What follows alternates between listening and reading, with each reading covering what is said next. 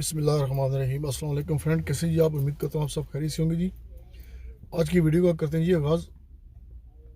आज मैं आपको बताता हूँ जी कि जब आप कनाडा में आने के लिए एक्सप्रेस एंट्री अप्लाई करते हैं या स्टडी वीज़ा अप्लाई करते हैं, तो उसके लिए जनाब आपको एक ईसी रिपोर्ट चाहिए होती है जी।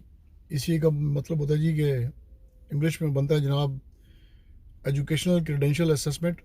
ये रिपोर्ट वो होती है जी जो आईआरसीसी को या सीएससीसी को या इमिग्रेशन कनाडा को चाहिए होती है जब आपका वीज़ा असेस होता है जनाब एम्बेसी के अंदर या कौंसलेट के अंदर या के सीपीसी केस प्रोसेसिंग सेंटर में जब प्रोसेस होता है, तो आपको ये ईसी रिपोर्ट चाहिए होती है। ये कैसे अप्लाई करते हैं जनाब, इसके लिए क्या क्या करना पड़ता है और कितनी फ़ीस लगती है और कितने टाइम में मिलती है, ये सारा मैं आपको आज इस वीडियो के अंदर बताऊंगा जी कि ईसी रिपोर्ट कैसे बनती है और डॉक्यूमेंट कहाँ से वेरीफाई कराते हैं आप। तो वीडियो पूरी देखिएगा जी, ध्यान से सुनिएगा, आपके फ़ायदे के लिए जनाब, आपके काम आ सकती है फ्यूचर में। आपका भाई, आपका बच्चा बच्ची, आपका कज़न, आपका रिश्तेदार, कोई फ्रेंड आपका यहाँ पे कनाडा में स्टडी परमिट पे आना चाहता है, स्टडी वीज़ा अप्लाई करना चाहता है या इमिग्रेशन अप्लाई करना चाहता है थ्रू एक्सप्रेस एंट्री, पीएनपी, प्रोमिशन नामनी प्रोग्राम, उसके अंडर जनाब। ठीक है जी। तो सबसे पहले शुरू करते हैं जी कि जो टोरंटो में एक बहुत बड़ा अदारा है जी जिसको WES कहते हैं जी, वर्ल्ड एजुकेशनल सर्विसेज उसका नाम है। ये डाउन टाउन टोरंटो के अंदर लोकेटेड है। इस अदारे का काम ये जी कि जितने भी इंटरनेशनल ग्रेजुएट्स होते हैं या जिनके पास पोस्ट ग्रेजुएशन की डिग्री होती है, मास्टर डिग्री, या डॉक्टर है, इंजीनियर है, आईटी प्रोफेशनल है, या किसी भी फील्ड से रिलेटेड है जनाब, और उसके बाद डिग्री है, तो उसको कनाडा आने के लिए पहले वेरीफाई करानी पड़ती है equivalency two Canadian education board जनाब। कनाडा का जो भी किसी भी प्रोविंस के अंदर जो भी एजुकेशन बोर्ड है जनाब, उसके इक्वलेंट आपको डिग्री वेरीफाई करनी पड़ती है।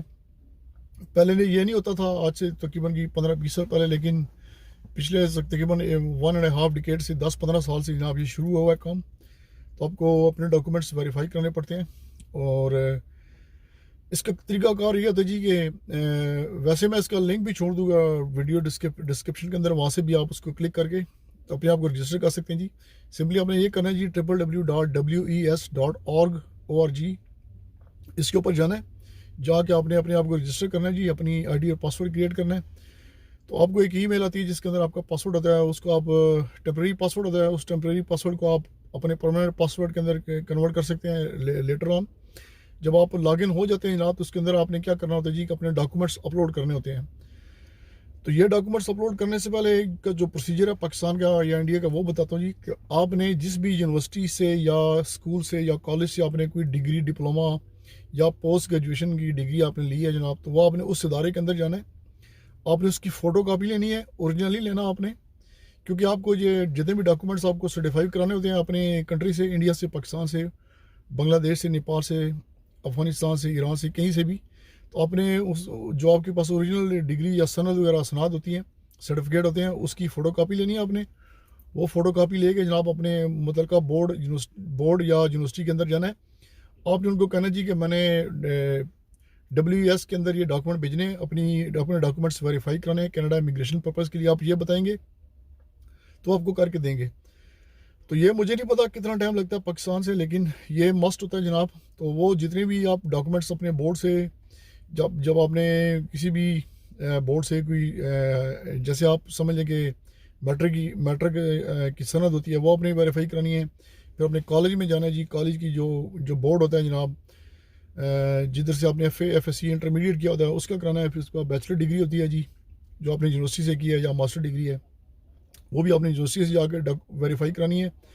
इसके सारे एक दफ़ा फिर आपको बताता हूँ याद दहानी के लिए, ताकि आप भूल ना जाएँ, otherwise you will lose your original document. ठीक है जी। फ़ोटो कापी लेके जानी है, वेरीफाई कराना है।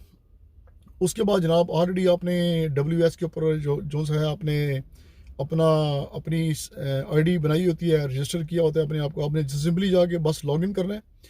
और जो आप इसके अंदर कॉलम होते हैं जनाब, जैसे आपने हाई स्कूल की डिग्री है जी, जैसे मैट्रिक की या हाई स्कूल 12वीं क्लास को कहते हैं, 12वीं क्लास की, इसके अलावा कॉलेज डिग्री है जी, BA BSc की, यूनिवर्सिटी की जो डिग्री है मास्टर की, जैसे आपने MSc किया, MPhil किया है, या पोस्ट ग्रेजुएट डिग्री है, डॉक्टर है, MPhil किया हुआ है, PhD किया हुआ है, ये सारी आपने जो टेस्टेड आपने कराई होंगी अपने बैक होम से, उसकी जनाब उसको स्कैन करके जनाब आपने वहाँ पे अपलोड कर देनी है। और जब ये सब सारा कुछ हो जाता है जनाब। तो at the end of the page आपको एक लिंक आता है जी कि पेमेंट करें जी। पेमेंट इसकी तकरीबन अगर मास्टर डिग्री है मेरे आईडी के मुताबिक तकरीबन $300 का आपका खर्चा आएगा जनाब। आप देख लीजिएगा, ये अप एंड डाउन भी हो सकता है, मेरी बात पे ना रहिएगा, खुद चेक कर लीजिएगा, आपको at the end of the page पता लग जाएगा कि कितना एक्सपेंडिचर है ये।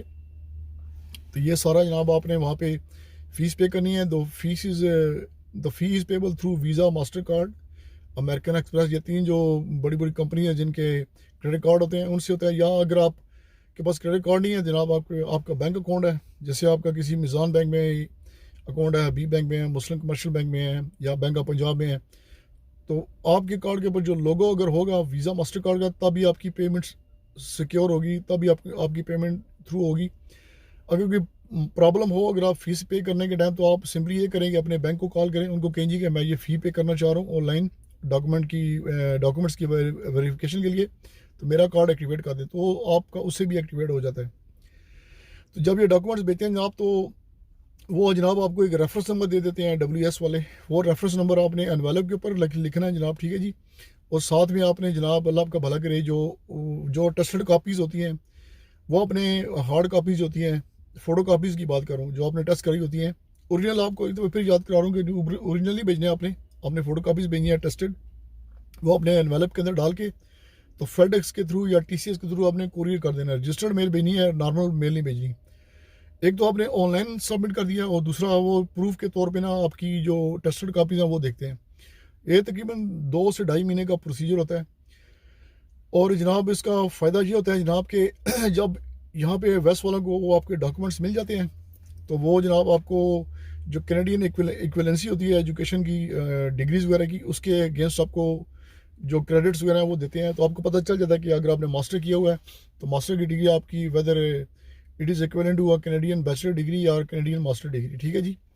तो ये सारा प्रोसीजर होता है, 2 से ढाई महीने का होता है। और जब ये प्रोसीजर कंप्लीट हो जाता है, तो उसमें जनाब एक क्या होता है जी कि एक कॉपी वो आपको भेजते हैं, एक कॉपी वो CACC, IRCC या इमिग्रेशन कनाडा को फॉरवर्ड करते हैं।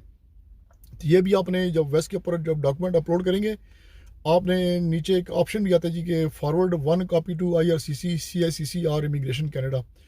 उसमें ये आपका फ़ायदा होगा, आपका टाइम बच जाएगा। लेटर ऑन जब आप एक्सप्रेस एंट्री के लिए केस अप्लाई करेंगे, या प्रोविंशियल नॉमिनी के लिए, या स्टडी परमिट के लिए अप्लाई करेंगे कनाडा आने के लिए, तो आपको अलग से नहीं भेजनी पड़ेगी। वो वेस्ट वाले आपको ऑलरेडी जो कॉपी होती है, ECA रिपोर्ट होती है, वो इमिग्रेशन को भेज देंगे।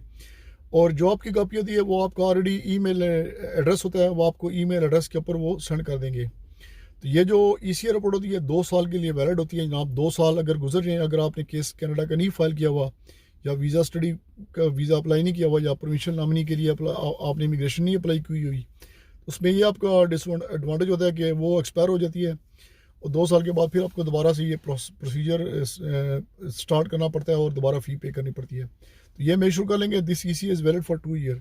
मैंने कहा चलें, कुछ भाइयों का ये था जी कि कनाडा में जो ECA की रिपोर्ट है वो कैसे अप्लाई होती है, तो मैंने कहा आपके लिए एक वीडियो बना दूँ। तो कमेंट में बताइएगा वीडियो कैसी लगी जनाब। तो इंशाल्लाह आपको मिलते हैं नेक्स्ट व्लॉग में जी। अपना ख्याल रखिएगा। अस्सलाम वालेकुम।